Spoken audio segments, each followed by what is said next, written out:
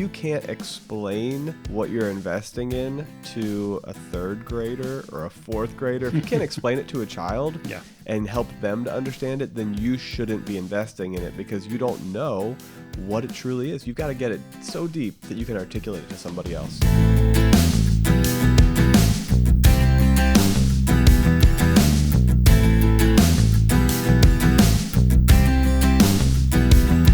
Welcome to Getting Money Right, a show dedicated to helping you achieve financial freedom through education and inspiration, so you can be free to pursue your true life's purpose. We are your hosts, Leo Sabo and David Thompson, and on this episode, we're starting a multi-part series on investing. On today's episode, we're going to talk about investing basics. And in future episodes, we're going to be going deeper into the topics of investing, such as risk tolerance, how the news influences your investing decisions, and how to make sure that you stay on your own personal investment path. Yeah, this is going to be a great series, Leo. It's something that I get asked about all the time, and I can't wait to share some of the things that we've got in these next couple episodes. So the first thing you need to understand is that there are 4 places to invest. You may be able to find a few others, but these are the main 4 in my mind. One is your personal education. Oh, yeah. You can invest in yourself. If you go and spend $1,000 to learn and study and grow in a new subject, a new area of expertise, you could potentially then earn $1,000 using those new skills. Mm-hmm. So immediately you've paid it back, you earn another $1,000 and you've doubled your investment. So this is somewhere that very quickly you can earn a big return on investment. Leo, we were talking about you could spend $1,000 to learn a new skill, and potentially your employer would pay you an extra $1,000 a year, and you do that for the next 10, 20 years, that's an extra $10,000, $20,000. Mm-hmm. Or you could get an extra $1,000 a month. Yes, you can. Depending on what you learn, depending on the skills you gain. So personal education is huge. The second place to invest is a personal business. And this is another place where you can invest $500 in buying some products and then sell them for $1,000, and you can double your money really quickly. Mm-hmm. You could go and buy a new piece of equipment. You could start to do some more marketing with your business. You could invest more into the business, and if you're good at business, you can very quickly double and triple your money. So it's another great place to look at investing. The third place is other people's businesses. Mm-hmm. So, you could have your own small business, or there's people out there that have really large companies that they're looking for more money so they can grow their business faster, and they'll let you buy stock. And so we're going to spend a lot of time in today's episode on investing basics, talking about companies and stocks and what that means. And then the fourth place that you can invest is in property. And I'm talking about real estate. You could actually go out and buy a home, a multifamily home. You could look at different ways to invest in real estate and property. Now, there's other ways to invest in this world, but these are the 4 main ways that we're going to talk about. And I think that before we dig into any one of these, you've got to understand that the foundational principle of investing is that you should never invest in something that you don't understand. You have to educate yourself before you invest in something. Yeah, so true. And you have to understand enough to feel confident in the investment choices you're making. And it's really not about becoming an expert. It is, however, about knowing and having the knowledge that you need to have in order to make good investment decisions. Too many people invest in things they don't understand, only to lose their shirt in the process. And it's crazy because you'll hear something on the news, which we'll talk about in future episodes, but you'll hear something on the news, or you'll hear from a friend and they're like, oh yeah, I started investing in this thing. Mm-hmm. And all of a sudden you're like, oh, I want to invest in that. When really you based it on a 30-second conversation. Yeah. With no extra research, no knowledge.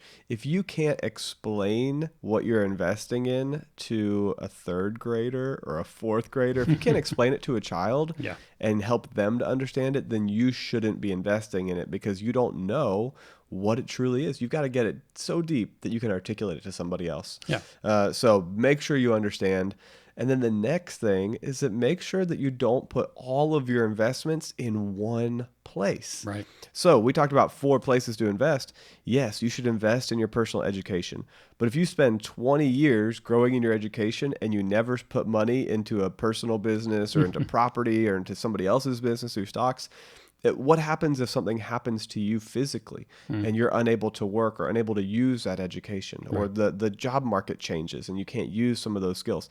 If you put all your money into your business and then something goes wrong and you get sued and you don't have any money anywhere else, that's a problem. Yeah. So even when we talk about stocks and bonds and mutual funds, you have to diversify. Spread your money around. Don't put all your eggs in one basket. Yeah, because when you do that, what you're doing is you're creating a lot of risk, because that one entity, that one investment, if it goes under, then your investment are gone and you have to start all over again, or potentially from a negative equity.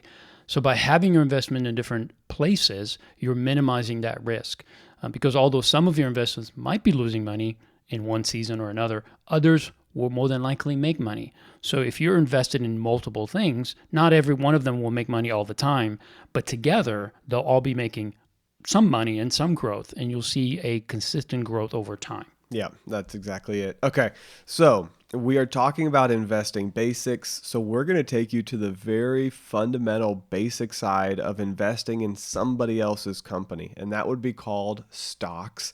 And so we're going to introduce you to stocks and bonds, and then we're going to talk a little bit about property and what it would look like to start with some investing there.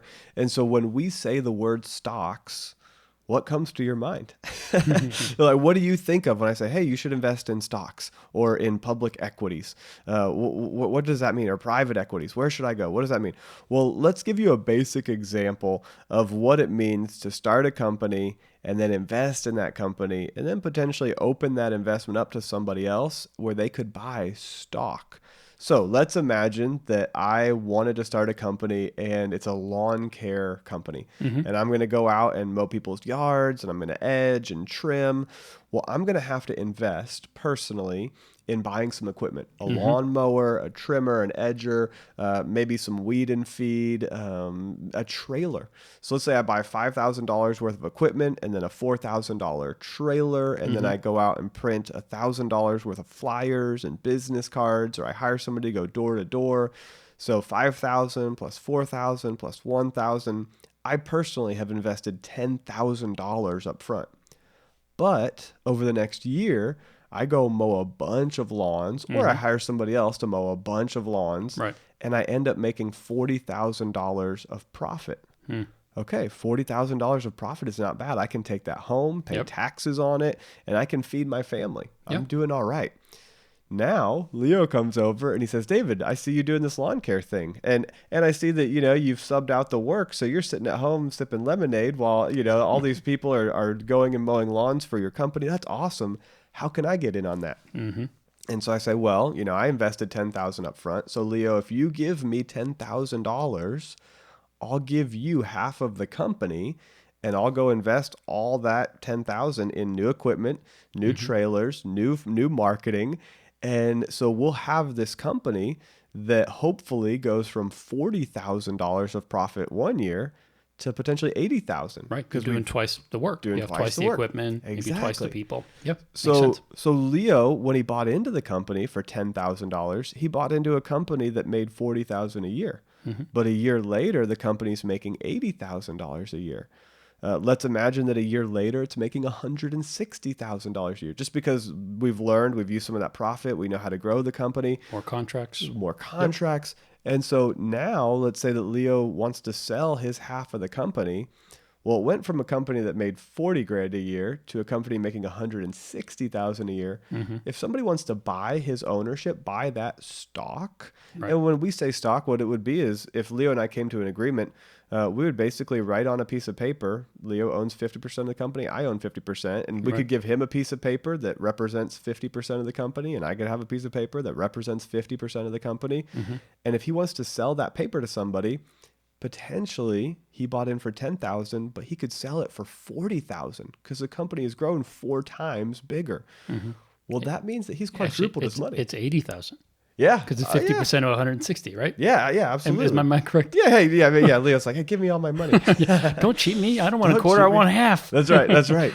So however this looks out in this scenario, he could very quickly grow his money because he invested it. And what he did is he owned stock. And as the value of a company goes up, the stock in that company goes up as well. Mm-hmm. Leo bought in for 10 and his stock was worth 10,000, right. but the company grew and now his stock is worth more. Yep. So when we say invest in stocks and bonds and mutual funds, it starts with a stock. It starts with a little piece of ownership in a company. Yeah. Now, all of that sounds really good, and that's always the hope of someone starting a company, that everything's going to continue to grow and the investments and the profits going to continue to grow.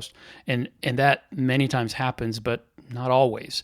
So there are some risks to having a single company stock. When you're investing in just in this lawn care business, if something happens, then all my investment is gone if something happens to this company. So some of the things that can happen is, for instance, the company may fail and the stock becomes worthless. Yeah, that's a problem. It's a big problem. You invested 10,000 and then all of a sudden it's gone. Now my money's gone. Another one is that new competition comes in. There's other people that are starting lawn care businesses around the same area that I'm servicing, and all of a sudden I'm having to work really hard just to get a couple of contracts just to pay my workers and to keep the equipment running. So again, no profit being made, potentially even losing some. And then there could be government imposed new licenses or things that the lawn care business now has to abide by that would add cost, whether it's training for certain people, certification for them being in certain areas, whatever those laws or those requirements are, as they add cost to the business, then the profit could go down and eventually it could hurt the company to the point where it goes under. You don't have any control over what the government does, or you do have, you can vote. Yeah. But let's say the government enacts a new law. That can hurt your business. Short term, there's not much you can do. Exactly. And you're just trying to survive. Yeah. Another one could be a hurricane comes through and all the lawns are underwater for a month. You can't afford to keep the business going that way because there's nobody cutting lawns at that point. Right. And I could also do something dishonest. Oh, yeah. Right. And now the company fails because of legal problems. Right. So there are many ways that when you invest in one company or buy the stock from one company alone, that's what we talked about earlier about putting your eggs in one basket, is that it creates this risk that when things go wrong, and hopefully they won't, but why take that risk? Right. Because if it does happen, now you're completely under. Yeah. So you want to understand what you're investing in. You want to diversify. And one of the greatest ways to diversify when you're looking at stocks and buying into companies that somebody else owns is you look at what's called a mutual fund. Mm-hmm. All right. So let's break that word down and then I'll explain it. So the mutual fund, well, it is mutually funded by many people. So imagine 10 people in a room. If I were to fund something, then it'd just be, oh, David funded all of that. But let's say that instead of David putting all his money into some new company, it's David along with the 10 people in the room. Mm-hmm. So Leo puts in some, I put in some, Ashley puts in some, Natalie puts in some. And now together we have mutually funded this investment. Right. So that's what a mutual fund is. It's when a large number of people put all their money together into one fund, and then that fund, that pool of money, goes out and buys hundreds of companies, hundreds of stocks. Mm-hmm. And they buy a little piece of these hundreds of companies. And so now they're very well diversified. So there are mutual funds, and you can just Google, buy mutual funds on Google, and you could look at any of the major brokerages, and they'll have large cap mutual funds. And cap just stands for capitalization. It's the size of the company or the type of company. So large cap mutual funds would be funds that invest in companies that are over $10 billion in size. That's like Walmart and General Electric and Apple and Amazon and Microsoft. These are huge, huge companies. So if you invest in a mutual fund that is a large cap mutual fund, then it is potentially buying 100, 200, 300 of these huge companies, and you get a little piece of each one of those companies. Right. So if one company goes up, great. If another company is going down, it'll usually balance out. And over time, if you look at the track record, you can usually have a good increase in your money over time. So there's large cap mutual funds, there are mid cap mutual funds, and then there's small cap mutual funds. And a small cap would be $300 million in value up to $2 billion dollars in value. I mean, these are companies that you've probably still heard of that are doing well, like a Chipotle type of thing would be in a small cap space. It's a large company, but compared to Amazon and Microsoft and Apple, it's small. And so these are companies that are still growing pretty quickly because they are smaller in size. So they're going to grow new locations, they're going to grow new product lines. And so usually the small cap companies grow faster. But when the economy has an issue or when new government regulations come in, they also drop faster because they're not ready to take on something unexpected when new competition comes in. So the small caps go up and down a little bit more often. And then there are international mutual funds, and these international mutual funds invest in stocks that are outside of the U.S. Right. Usually, if you're here in the U.S. investing and you see small cap, mid cap, large cap, you're looking at U.S. based equities. Equities being another term for stocks. You're looking at U.S. based stocks. And if you click on the international mutual fund, now you're getting exposure to the whole world. So just be aware. These are 4 different places that you can look when you're going towards a mutual fund. Now, Leo, what's the most important thing that somebody can do when they're beginning to invest? What's kind of the timeline or the horizon they should be looking at? Great question. Well, whenever you're investing in these type of companies, especially if you're looking at mutual funds, you really are, what you're doing is you're buying into these companies' well-being for the long haul. You're not buying and then 5 minutes later you're selling when stock goes up. The idea is that you're buying the health of these companies and you're betting on these companies being around for a long time. So it's a long-term horizon. And when you're investing in mutual funds that are well diversified across a number of stocks, this is a great place for long-term investing. The stock market itself has returned an average of 11.3% from 1928 through 2010. This is according to Investopedia. But over the long term, stocks do better than bonds. Since 1926, large stocks have returned an average of 9.8% per year. And long-term government bonds have returned between 5 and 6%. So stocks are a better bet long-term. Yeah, and I love that because these are outside sources like Ibbotson and Associates that go through and pull through the data. Yep. And so you're looking here at somewhere between 9.8% to 11.3%, depending on the firm and which group of stocks you look at. A lot of times people are looking at index funds or a total market. They'll look at the whole market and how it's done over the past 100 years. Right. But what we're looking at here is that stocks typically do well over a long period of time here in the United States because as we grow as a country, our businesses grow, new products are developed. And if you're investing in the top companies, usually they're staying in business and growing as the country grows. Now, some are going to fall apart, some are going to fail and disappear. That happens. Yep. But if you're well diversified, then you're looking at multiple companies. If you're in 500 companies and 5 of them go bankrupt, but the other 495 go up slowly over time, you're doing all right. Yep. Now, we know that past performance is not a guarantee of future performance. So just because they've earned 10% or so in the last 100 years doesn't mean that in the next 100 years it's going to do the exact same thing. But if you feel confident about where the country's going, how companies are doing, and you look at the track record, for me, I feel very comfortable with the risk level of investing in these types of companies, in these types of stocks, because there's a wide diversification. So personally, I have most of my long-term savings invested across a Roth IRA, which is it's a vehicle, it's an account that you can then use to go and buy these types of funds. So a Roth IRA, a traditional IRA, and my Roth 403B. What I will do is I will use these accounts to go buy mutual funds and exchange traded funds, which act very much like mutual funds. And I feel very comfortable with a wide diversification of 300 stocks, 500 stocks, 100 plus stocks across a couple of these different categories. If the stock market has averaged, somewhere between 9 to 11%, according to Investopedia and Ibbotson, then I would wonder, and I think a lot of people would ask, is it possible at that type of rate for the average American to one day become a millionaire? And I think $1 million it's not a finite or not a specific goal that everybody's aiming for, but it's a big number that everybody looks at as like, kind of a mile marker that people pursue. And so it's not the end all be all, but could the average American get there?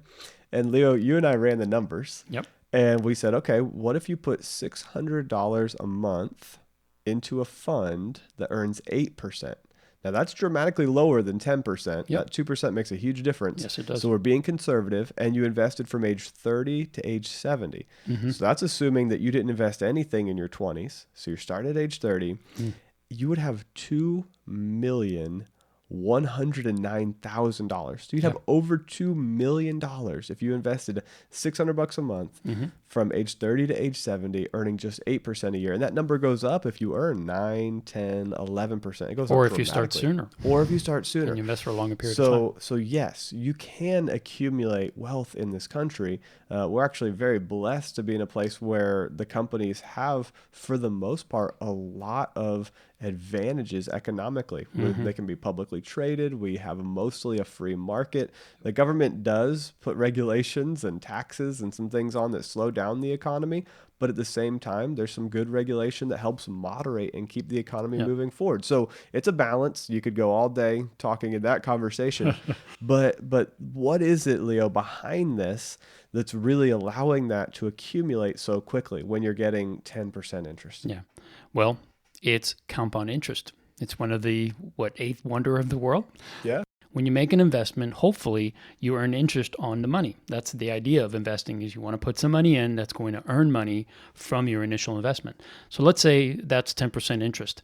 That means that if you put in $10,000, then the next year you'll have $10,000 plus the $1,000, which is 10% earned on that $10,000. So you'll have $11,000 in your account because you've invested. So as long as you leave all that money in there, then the next year you'll have $11,000 in the account and the 10% interest you'll gain, which is $1,100. That's an extra $100 just from the interest on the interest you earned in the first year. And if you allow that to continue to accumulate over time, never taking the money out, but just allowing that interest to add more interest, and then, of course, your principal is always there earning money as well, then that compound interest over time is what gets you from $600 a month from 30 to 70 to have over $2 million in the bank.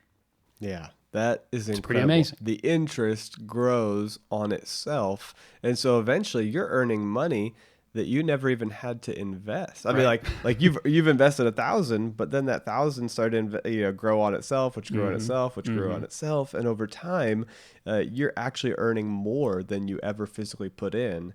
And it takes quite a few years to do that. We've done several episodes on this, but it's really cool to see when that compound kicks in and you're really moving fast. It's fun. What's great about investing this way is that you can do this while you're also just living your life. Yeah. You're not having to do anything other than making sure that you are consistently putting into this fund, whether it's $600 a month or $500, whatever you can do. But as you do that consistently, you don't have to be an expert in any of these companies. Yeah. All you have to do is make sure that you're diversified, that you're buying into mutual funds, that whether it's the large cap, mid cap, small cap, international, that you have this mix of mutual funds that spreads that risk. And really you're betting on the whole market. Right. That over time, just as it did over the last 100 years or so, the market will continue to do well. Yeah. So we've talked about stocks and we've talked about mutual funds. I want to introduce you to another type of mutual fund, and this is called an index fund.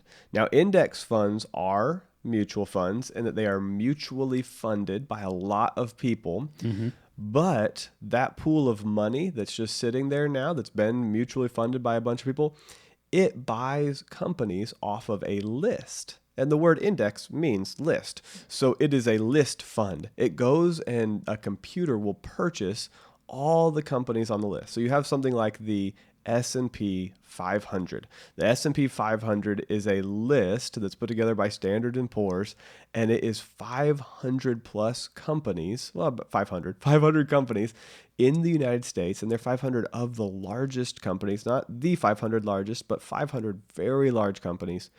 And the computer looks at the list of the 500, and then it buys based on the size and the size of the company and the amount that you're investing.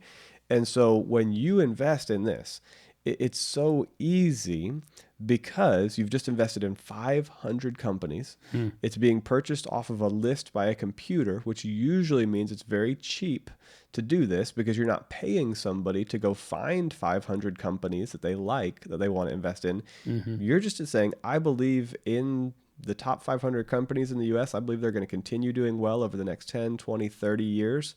So I'm going to put my money into these 500 companies and think of, some of the large companies. The top 5 would be Microsoft, Apple, Amazon, Facebook, Berkshire Hathaway, which is Warren Buffett's company. This is called passive investing because you're not hiring a manager to actively manage the mutual fund, which most mutual funds are actively managed, right? Which means that you take that pool of money and you use some of it to hire somebody to do all the research and to look into companies, and they create a list of large cap companies or a list of small cap companies. Instead here, you're just saying, I'm going to trust this list of 500 of the largest companies here in the US, and I'm going to purchase off that list, and a computer does it, so it's usually very inexpensive. Right. I think it's interesting when you talk about index funds versus actively managed funds. Warren Buffett, this is something that he talks about when he began to put together his will and his estate plan. And so I'm going to read you an actual quote from something that he wrote. He says, "My advice to the trustee couldn't be more simple." This is his advice to the person that will be managing all of his money when he dies one day. He says, "Put 10% of the money into short-term government bonds, 10%. The other 90% into a very low-cost S&P 500 index fund." And then he said in parentheses, I suggest Vanguard's because Vanguard is known for having very low fees. And then continuing the quote, he says, "I believe the trust's long-term results," in other words, the money's long-term results from following this guideline of 10% and 90%, will be superior to those attained by most investors, whether by pension funds, institutions, individuals who employ high-fee managers. Okay, so what is Warren Buffett saying here? He's saying that one day when he dies, the person that he's entrusting to manage his money, the trustee, should put 10% into government bonds and 90% into the S&P 500, very low-cost index funds. That's incredible because he's basically saying that although his whole career was based on his ability to choose the best companies and invest actively in the best companies, he's saying that he personally can't figure out who the next person is going to be that's going to invest as well as he did. Yeah. And so he's like, hey, if I could figure out who that person is, then I would invest with them. But since I can't figure out the person that's going to invest the best, I'm going to base it off of this list. Yeah, I'm going to take the second best option, which is index funds. Yeah, and so I think later on in the next episode, we'll actually dig into a big bet that Warren Buffett made over $1 million with a hedge fund on what's better over a 10-year time horizon, the S&P 500 or an actively managed fund. But we'll talk about that in the next episode. So when you go to look for investments, here's the 4 basic things that you want to look for in the stock market world. And this is, we're talking about stocks. We're talking about personal education here. We're not talking about property and real estate yet. This is just in stocks. 1, you want to look at a mutual fund because it's well diversified that has a 10-year track record or more. Right. So that could also be the S&P 500 because it's been around for more than 10 years. Yes. It's got a long track record and it's mutually funded. It's well diversified. But whatever you're looking at, if it's only been around for 1 year, you probably want to wait until it's proven itself for 10 years, 15 years, 20 years. The second thing you want to look for is, has it averaged somewhere between 9 to 11% or more since it was created? And like I said, it's got to have been around for more than 10 years. Right. If something has averaged 9 or more percentage points over the past 50 years, 20 years, 30 years, I feel pretty comfortable. Right. Again, the past performance doesn't guarantee the future, but at least it gives you a track record to look at. The third thing you're going to want to see is that it has minimal fees. Now, when you look at a mutual fund, a normal mutual fund cost would be about 1%. That's kind of industry standard. That means for every $10,000 that you put in, you pay $100 a year to a manager to manage that fund. Right. 1% of everything you have in there. Now, I think that when you get up to 1.25%, that's very high in my mind, because there's so many other options that are so much cheaper. If you get 0.5 to 0.75 of a percent, like half of a percent, that's medium. It's not high, but it's also not low. If you can get to 0.25 or lower, then that is a very inexpensive, low cost mutual fund. And for example, if the average is 1%, and then you looked over at this S&P 500 index fund and you did it at Vanguard, which Warren Buffett, he's like, I suggest Vanguard potentially. Theirs is like 0.05 of a percent.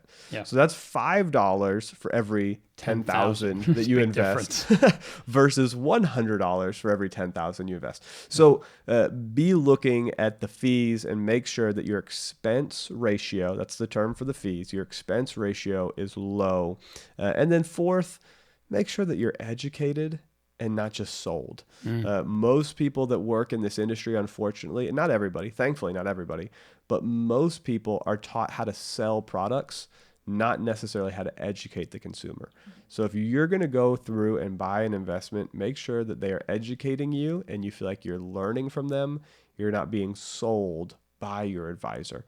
So 10-year track record or more, averaging 9+% over its track record, low fees, somewhere like 0.25, 0.5, anything above that would be hard for me personally to jump into. Not impossible, but it'd be hard. And then don't get sold, get educated. Well, that was great, David. So we touched on 3 of the 4 places to invest. 1, personal education. 2, personal business. And then the other people's business, meaning stocks, company stocks. And now we want to talk about property or real estate investing. Now, you may ask, why invest in real estate? Well, first and foremost is because real estate is less volatile. The value of real estate grows slowly over time in most seasons. So that's something that you can bet on, but it's something that's not going to jump up or down like a stock would. I mean, you're looking at stocks, they can well, I'm not saying cut in half. They can cut in half, but it's more likely that you'll see it go down 10% or 15% or 20%. But if you're holding $100,000 of a stock and it goes down 20%, you just lost $20,000, and that's scary. Whereas with real estate, it's very rare that real estate would lose 20%. Right. It's not impossible, but it's very rare. And even when it does, when there's a correction, it still slowly over time comes back up. So it's less volatile than stock. Plus, it's part of that diversification that we want of not putting everything in one place. It's having the ability to have your investments spread over multiple areas. And real estate is a good place to do that. It also gives you more control than stocks or bonds because you have less risk that you're taking. When you're buying a piece of property, you have many things that you can do to ensure that that property is a good investment. You can get it inspected. You get it insured. There's just so many things that prevents you from losing the value of that property. And there's a lot of benefits as well. So, but most importantly is that you do have more control. With stocks and bonds, you really don't. You don't know how a company's going to do it. You don't know how the economy is going to do it. There are different things that affect these prices in stocks and bonds that you have no control over. Yeah, there's still risk with investment property, but you get to manage it, which allows you to make choices that will help it to grow faster. And so you get to manage that process. That control is a major component because I'm not going to get to control Walmart's decision making and how they manage their company. One of the other things is that with real estate, there are multiple tax benefits, something that you don't get from stocks and bonds. You actually have the ability to write off certain expenses, property taxes, you get to write off. You also get to write off depreciation of properties. So there are tax advantages to having and holding real estate. Now, there are types of real estate investing, and here's some of the options. One is a single family home. You can buy a single family home and rent it to a family. And usually that's a great bet because people tend to stay in these homes much longer. And the longer you can keep a tenant in, the less turnover you have in that property, the more money you'll make. There's also the duplex or the multifamily, and this is 2 or more units, and they can, again, be 2 or more, as much as 50, 100. But this is what we call multifamily real estate investing. And then there's a fix and flip or buy and flip, however you want to say that. It's basically, it's buying a piece of property that you don't want to hold. What you want to do is, it's undervalued because it needs some updating, it needs some maintenance, it needs some TLC, so to speak. And when you get in there, spending a little bit of money, and you bring the value of that property higher, and then you sell it. So you can make $10, $20, $30, $50,000 just by holding the property for 30 to 60 days while you're doing all the remodeling, and then you sell it at a profit. So that's another way to do real estate investing. Yeah, you've probably never heard of this whole fixer-upper thing. It's probably the first time you ever heard of that. I mean, no, this is chip and joy at gains. This is awesome. This is like, you see this on TV. You see people that go in and they put sweat equity in. They buy the home $20,000 or $100,000 cheaper than what they can turn it into, and they go to work. They sand it, they paint it, they fix up the kitchen appliances. The fixer-upper, like, go chase that down. You can invest in that way, and you can make money there. Yep, no doubt. Now, there are other types of real estate investing, and just a few I'll mention here. One is commercial. You can have office or retail space that you could rent out. You can do wholesaling, and that's basically being the deal maker by finding a buyer and connecting that buyer with the seller and then getting a fee for that. You can also have mobile home parks. You can buy a piece of land, develop it so that it's zoned for mobile homes, and this is basically renting lots. Yeah. And with a mobile home, even though it's mobile, most people don't move it. Yeah, no. So you're going to have a tenant for potentially 10, 15 years. Yeah. So there's a lot of profit margin in something like that. And because it's also low cost, there's very little maintenance that you need to do. They're not your homes, they're their homes. They just happen to rent your space, which is a great way to invest as well. For me, Leo, long term, I think it would be really cool to open up, maybe it's a mobile home park, or maybe it's a tiny home park or a small home park, but a place where people who are just trying to get their finances right could move in with very low rent. And you can do this to invest. And there are people who do mobile home parks that make a lot of money because they really try to squeeze every dollar out of it. And ethically, business-wise, you can do that.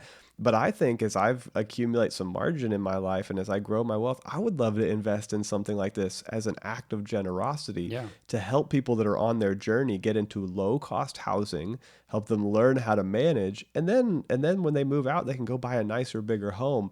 But just think about, even as we're talking about investing, some of this investing is financial, fully driven by how do I make the most. Some of this is when you're renting a home to somebody, you're putting a roof over somebody's head. I mean, that's it's cool. It's more than just a financial transaction. It's more than just a financial transaction. Right. And this is, business mindset versus heart mindset. But we want to encourage you, we want you to be free to pursue your true life's purpose. Right. And we know that every single person, part of their true life's purpose is to serve other people. That is what is going to make you fulfilled in life. And if you go into real estate investing and you become an expert, not only can you make money, but you can also find a way to serve people in that. So I just wanted to drop that in there because part of this is something that I can see myself doing over time as well. Yeah, I think it's a great way to look at it. Now, just a few things about the benefits of real estate investing. One is equity. The value of your property will increase over time. This is just kind of a known thing. Yes, there are market corrections. Yes, the market can go down. But overall, housing has been a great bet because it's such a big part of our economy. You can also, as I said earlier, you can write off depreciation. You can pay less in taxes, and that means more income, more cash flow to you if you're the landlord. You also have returns that are usually higher than investing in the market because it's just you have more control. So you can usually real estate investing, if you buy and hold and rent your space, it's somewhere between 12 and 15%, pretty consistent. Yeah, it's absolutely. very rarely under 10% if you do it right. If you know how to manage it. And you get to do all of that ahead of time. You get to assess, is this property going to make money? How much money is it going to make? What's the return on my investment? So that's why it's usually a much better return, but it also requires some of your work. It's not like the stock market or buying stock in a company. You actually have to do some work. You have to go collect rents. You have to deal with some issues, call out a maintenance guy, or maybe even do it yourself. So there are some sweat equity that goes into it as well. And then the last thing I want to touch on is real estate associated costs and requirements are these. One, you have to have about 20 to 25% to put down in order to buy an investment property. So you need a little bit more cash to get started with this. The loan payment is going to be your principal and interest, your insurance, you're going to have to cover that as well. And you would have to, of course, find out how much insurance is for that. Find out how much your taxes are. So you look at the loan payment, your insurance, your taxes, and your maintenance to figure out what your costs are, plus, of course, your down payment. And that's how you can really walk through financially and figure this out before you actually buy this property. So there's, I won't say no risk, but there's very low risk if you do this the right way. Yeah, you do the research. You don't invest in something you don't understand. You take the time to learn this. And if you take the time to learn it, you put the time and energy in, you can make 15% a year. I know people that have consistently for the past 15, 20 years have earned 20% a year, which is massive. 20% a year doubles your money every 3.5, like a little over 3 years. Yeah. If you doubled your money every 3.5 years, oh my goodness. Yeah. So you go from having 50,000 to 100,000 to 200,000 to 400,000 to 800,000 to 1.6 million. If you can do that in less than 20 years, that's incredible. Yeah, so it's a much faster way to significant wealth. Yes. So, but it takes the time and energy and the research. So we're just highlighting these to you. I would recommend that. Well, we're always going to recommend that you diversify. Yes. You invest in yourself some. You invest in your personal business. Maybe your personal business is buying real estate. Maybe your personal business is selling some kind of product online. But you begin to do a personal business. You look at stocks, bonds, and mutual funds. The mutual fund builds in diversification across several hundred companies. And then once you've started to get those things lined up, if you get a passion for real estate, then go chase down real estate because it takes a little bit more down, 20 to 25% down on a property. Right. You're going to have to deal with insurance and taxes and maintenance. But if you have a little bit of margin in your finances, this is a great way to build wealth over time. So this is the intro. This is the basics of investing. Look at these 4 things. Make sure you're diversifying. Make sure you understand what you're investing in, and then dig into the numbers. All right. We love that you joined us for this episode. We can't wait to share the things we've got coming in the next part of this series. This is such a fun topic. So if you're enjoying it, please go and review and subscribe to the channel. Rate us. If you're on iTunes, please send us a 5-star. I think that we have 130 something 5 stars now. Our goal is 150 by the end of the year. So please help us with that. Please go and share this episode with somebody. Yes. Investing is something that everybody wants to learn about. Everybody still feels a little hazy about it. Like they're like, oh, I know I'm invested in my 401k at my company, and I know I'm in a mutual fund, but I don't know what that means. Right. Give them this episode. Most people don't even know what a mutual fund is. They don't fully understand stocks and bonds. Right. Give them this episode. Help them to understand. Share this with them as a resource. I've got a bunch of people out there now that have started to share this. I've seen several people sharing it on Facebook, on Instagram, and it just feels amazing to see the word going out and helping people. Yeah. So thank you for sharing. Find us online. Add us as friends on Facebook or on Instagram. Follow us there. If you have questions about financial topics, then do a quick voice memo on your phone. Record it and send it in. We'd love to hear from you. We'd love to answer your question. Go to leosabo.com on his website, just Leo Sabo. If you go to leosabo.com, you'll find resources, tools, new and helpful content. There's so much that he's doing right now to help people in personal finances. I love that website, and I can't recommend it enough. Jump on there and download the tools. Come over and visit stewardshipPastors.com. That's the project that I've been working on. Helping people understand how to handle money from a biblical perspective. I'm currently finishing and working on this book, Jesus on Money. And Jesus on Money is going to just say, well, what does Jesus talk about when he talks about money? And there's over 800 verses that goes into this. And so there's just so much there that I can't wait to share it with you as you get a chance to check out that book and check out stewardshippastors.com. We love spending time with you. I hope that you'll enjoy the articles, the videos, the resources that we're putting out, and that you'll share this episode with somebody. And we look forward to having you join us next time so that together we can keep getting money right.